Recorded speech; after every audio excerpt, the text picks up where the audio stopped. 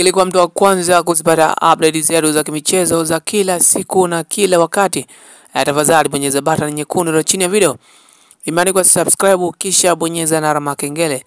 Utakuwa mtu wa kwanza kuzipata update za kimichezo za kila siku na kila wakati. Taarifa hizo ni zile za ndani ya mipaka ya Tanzania, lakini nje ya mipaka ya Tanzania ambazo tunakusogezea kwa muda sahihi. Mara baada ya kusubscribe zina kutani on notification, unakuwa mtu wa kwanza kuzipata habari hizo, iwe ndani ya Tanzania au nje ya Tanzania, unazipata kwa wakati sahihi kabisa.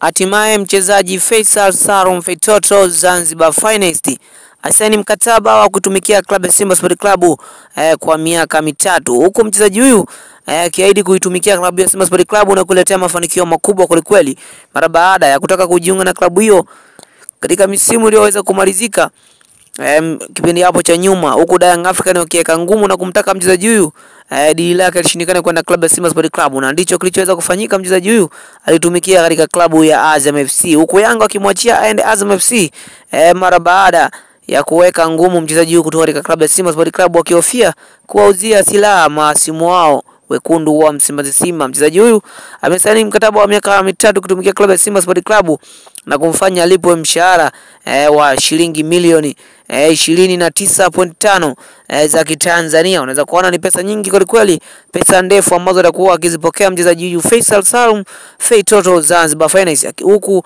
akiwa ndani ya kikosi cha wekundu wa Msimbazi Simba. Hii ni taarifa njema kweli kwa mashabiki wa wekundu wa Msimbazi Simba mara baada ya klabu yao kufika hatua finali ya kombe la shirikisho barani Afrika, japo wakitolewa ama wakipoteza kombe hilo katika ardhi ya nyumbani pale Zanzibar, katika uwanja wa Amani, kwa kuweza kutoa suluhu ya bao 1-1, huku matokeo ya nyuma wakiwa ugenini wakipoteza kwa goli 2-0. Hivyo basi timu ya RS Berkane wakitoa taji la kombe la shirikisho mbele ya mnyama wekundu wa Msimbazi Simba.